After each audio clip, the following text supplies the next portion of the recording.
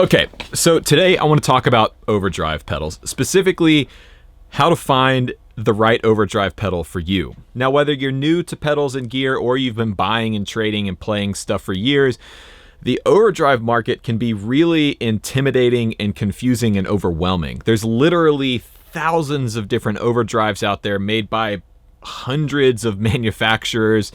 If you don't know what you're looking for or you're looking at, you can kind of get lost. But when you finally find the right overdrive that helps get the tone out of your head and through the speakers in your rig, there really is nothing better. So today's video is going to help you find the right overdrive. We're going to cover different types of overdrives, what to look for, how to find the right type of overdrive pedal for your rig, and some tips and tricks I've learned over the years of buying and selling pedals to help you find the perfect drive pedal. So we've got a lot to cover today, but before we jump into it, if you haven't subscribed already, be sure to hit the subscribe button down below, click the bell icon so you can be notified when I'm posting new videos, and if you'd like to support the channel, you can pick up a brand new Backstage Journal podcast t-shirt, and while you're waiting for your new t-shirt to arrive, you can check out the brand new Backstage Journal podcast, which I just launched this week. My first guest is the one and only Tim Pierce.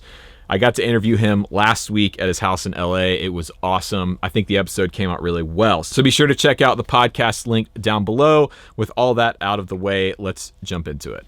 So before we get into finding the right overdrive, let's talk briefly about some of the different types of overdrive pedals on the market. Now, this has been kind of the hardest part of this video because there's so many different ways to classify overdrives. And in this video, I'm not going to get into the super nitty-gritty details as far as soft clipping versus hard clipping and overdrives versus distortions. If you'd like to see a video on that, leave a comment down below. So the first type of overdrive we're going to look at are transparent overdrives like this Greer Lightspeed here.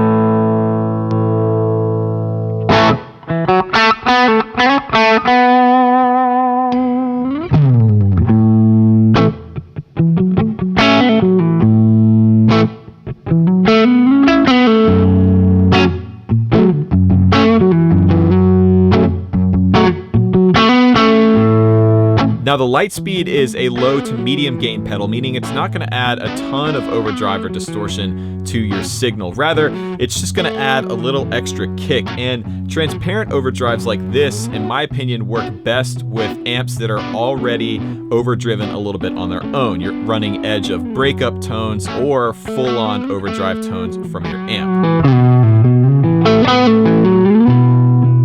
Now, transparent has become a bit of a buzzword in the pedal world. You'll see it used to describe all different types of pedals, overdrives, distortions. But what it really means is that it's not coloring your amp's natural tone. Transparent meaning it's maintaining the tone that's already there from your amplifier. It's simply augmenting or adding to it in the way of adding some extra overdrive or gain on top of it. Transparent overdrives like the Lightspeed are great options to have on your board because they work well with pretty much all different types of guitars, different types of amps, and they stack well with other overdrives. Now specifically, I've been a big fan of the Lightspeed. This is probably my favorite overdrive pedal I've ever owned. I bought this about 5 or 6 years ago, and it's been on just about every iteration of Pedalboard I've had since I've owned it. I really think you can't go wrong with the Lightspeed. Now I'm gonna have links to all the pedals that we talk about in the video in the description box down below. So if you want more information or find out where you can buy one, you can click those links. Those are Amazon affiliate links, so when you buy through those links, I get a small commission, which really helps me out in making these videos. So the next type of overdrive we're gonna cover are the, what I call non-transparent overdrives, something like the Chupacabra from Mythos pedals.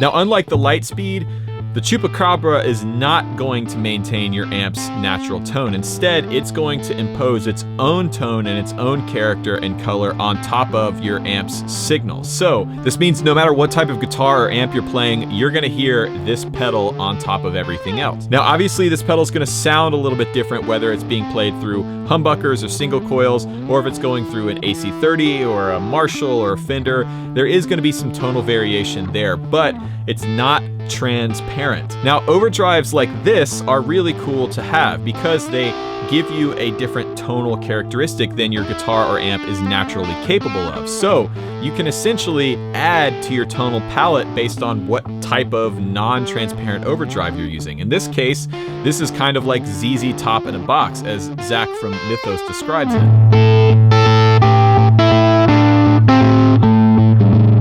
Now there's all different types of non-transparent overdrives out there, and they each kind of have their own flavor and unique style, and this is probably the widest variety of overdrives out there on the market in my opinion.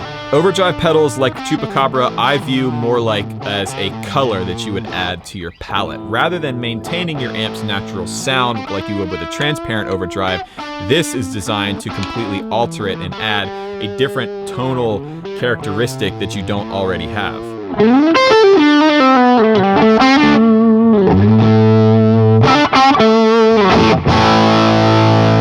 Now the next type of overdrive are what I call the classics. Things like your tube screamers, your Klons, your OCDs. These are tried and true circuit designs that have been around for generations. They've been used on thousands of records, and most likely you have heard these overdrive tones growing up. Now, I don't have a Klon because real ones are insanely expensive, and the closest thing I have is a boost pedal, which doesn't really qualify for this type of video, but I do have a tube screamer type pedal. This is the Lawrence Petros design Modern Classic. This is a new one from LPD, and this is essentially his take on a boutique tube screamer.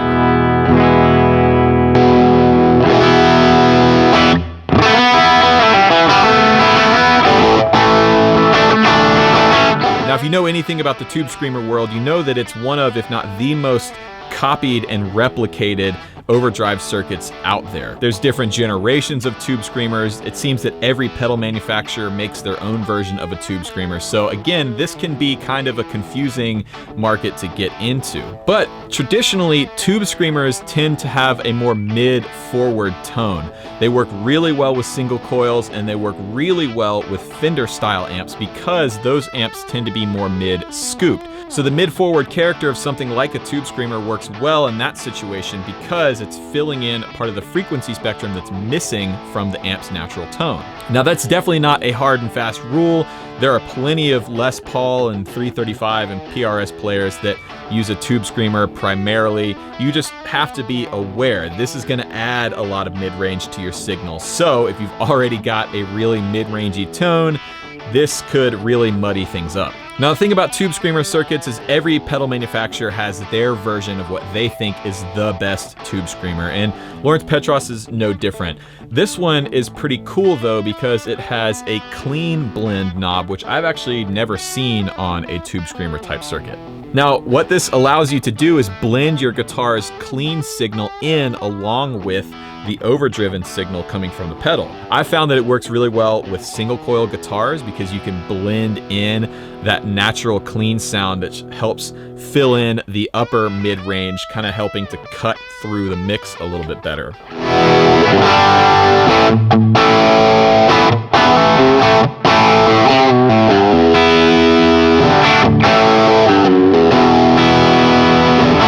And the last type of overdrive we're going to cover in today's video are amp-in-a-box type overdrives. Now, as you can probably guess from the term amp-in-a-box, these overdrives are meant to emulate actual amps and the natural overdrives that those amps produce, but in pedal form.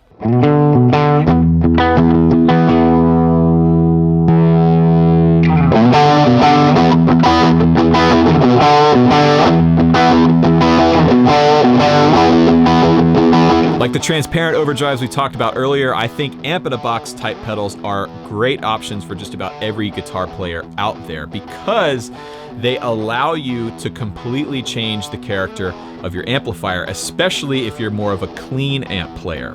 For instance, another Lawrence Petros pedal here that I was using is the 68 drive. This is meant to emulate a 68 Marshall Plexi. It gets a similar tone that you would get from a real 68 Plexi without having to go out and buy the amp itself. You also get some tone shaping with the 2-band EQ here, and what's cool is the drive and bass are interactive here like they are on a real Plexi.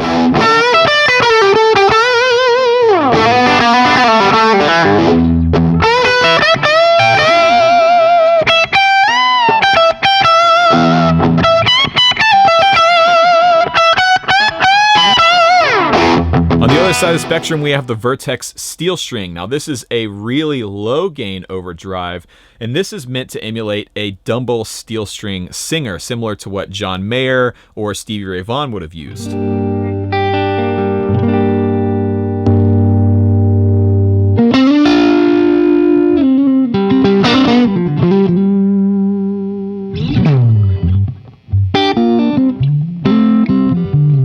So you're not going to get a ton of gain out of this pedal like you would with the 68 drive, but you are going to get a really nice color, and this pedal stacks well with just about everything else. Now, amp in a box type pedals like these, I think work really well as always on pedals, meaning you turn them on and leave them on for the duration of your set. Because they're meant to act like real amps, you can turn them on and leave them and treat them essentially like a real amp. You can do things like put other overdrives and boosts in front of them to hit the pedal a little bit harder like you would with a real amp. And they're also meant to have the touch sensitivity and response of the real amp that they're emulating. So these are great options if you're the type of player that has one amp but they want to get a bunch of different tones. For instance, if you have a Fender Deluxe Reverb but you want to sound like a Marshall or an AC30 or a Dumble, you can grab an amp in a box type pedal which emulates the amp that you're looking for without having to go out and buy the real thing.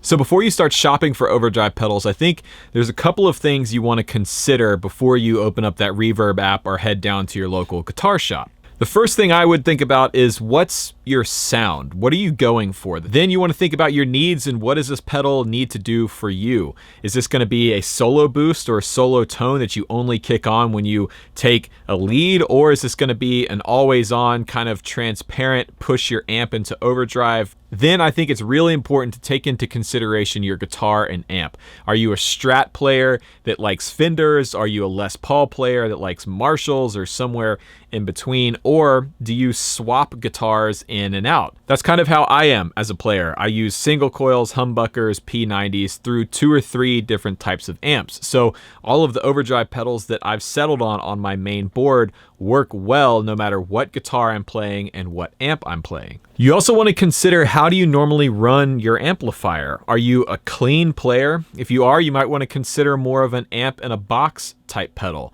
Or do you like to run edge of breakup or full on overdrive tones? If that's the case, you probably want to go with something that's a little more transparent, that's going to accentuate the natural tone of the amp that's already there. Okay, so let's say you've done your research and you know kind of what overdrive or overdrives you might be thinking about picking up. It's time to actually do some shopping. Now, if you're lucky enough to live in a city that has a great guitar shop like I do here in Atlanta, you want to go down to that shop and spend some time trying out the different pedals. Here in Atlanta, we have a few really great stores. The one I always go to for my pedals is called Atlanta Discount Music. It's been there since the 70s, and Jimmy and the guys down there have always been great about helping me out and finding exactly what I need. So with that in mind, there's a couple of tips that I have for actually getting the most out of trying a pedal out in the store. First is, bring your guitar, the one you're comfortable with, the one you're going to play the most. This is going to help you feel more comfortable, more at home when you're trying out a new piece of gear, and hopefully help keep you from getting the Guitar Center syndrome. The next thing you want to do is pick an amp that is pretty close to, if not the actual amp that you play. If you play something like a Deluxe or an AC30, go actually find a Deluxe or Vox at the shop to play the pedal through. If you can't find your amp, find something close. Then when you sit down to actually get the pedal going, try and dial in a clean sound that's pretty close to what you normally play.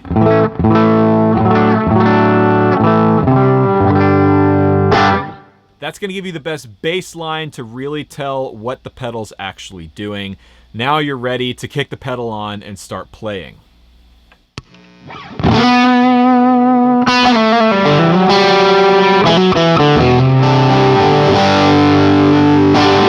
Now, there's a strategy to this. You don't just want to turn the pedal on and start noodling. You actually want to try the pedal out and put it through its paces. So there's a few things that I like to do. The first thing is chords. I'll play big, open, loud chords through the pedal to see how it responds to multiple strings, multiple notes being played at one time.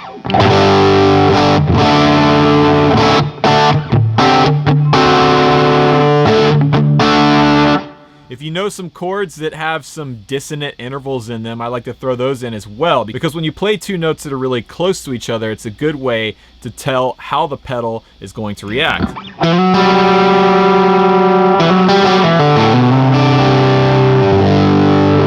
The next thing I like to do is test out the touch sensitivity of the pedal, how much it cleans up or gets dirtier depending on how hard I play with the right hand. So if I'm really digging in, the pedal should get dirtier, and when I lighten up, it should get cleaner.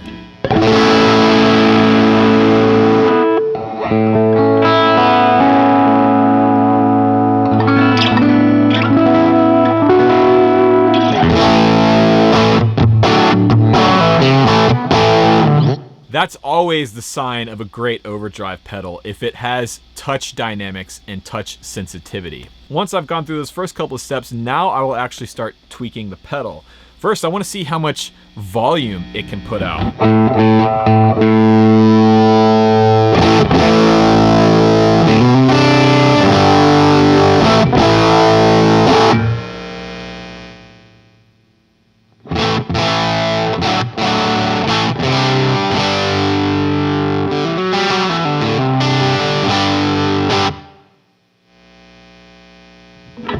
Then I'll move on to the gain, and if the pedal has some kind of EQ control, I'll start testing that as well. What I'm initially looking for is the range of the control. How much dynamic control do you actually have?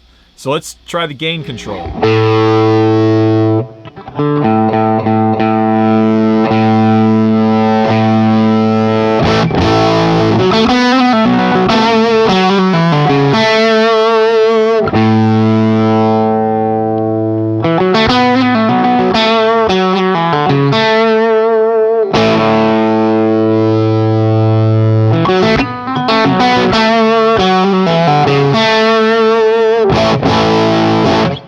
So in the case of the Chupacabra here, this is actually a pretty versatile pedal.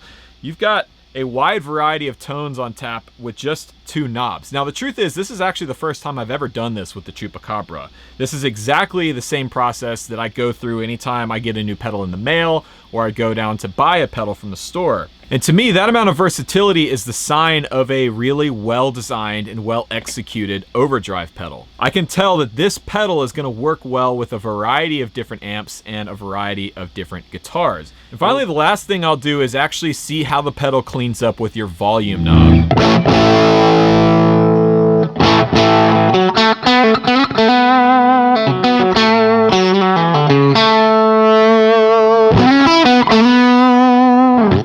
So once I've done all those things, I'll actually just spend some time with the pedal and see how I feel about it. I'll play some songs or riffs that I'm familiar with and see if it's resonating with me, if it's something that I think I might actually want to go home with.